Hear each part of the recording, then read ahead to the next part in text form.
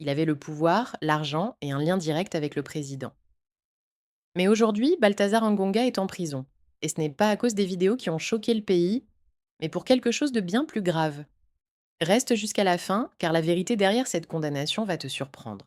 Balthazar n'était pas un homme ordinaire. Directeur de la NIF, neveu du président et l'un des hommes les plus puissants de Guinée équatoriale. Pendant des années, il contrôlait des millions. Mais tout a commencé à s'effondrer lorsque le scandale a éclaté. Beaucoup pensaient qu'il serait condamné à cause des vidéos. Mais non, le tribunal a déclaré que les relations étaient consenties. Une décision qui a choqué une grande partie de l'opinion publique. Mais le véritable problème était ailleurs. L'argent. Des millions ont disparu. Et c'est là que tout a basculé.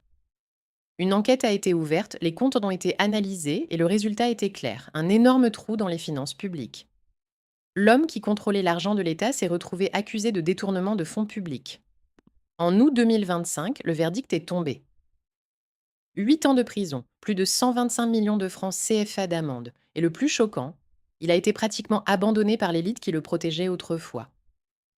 Aujourd'hui, Balthazar est détenu à la prison de Black Beach, l'un des établissements les plus durs du pays, du luxe à une cellule.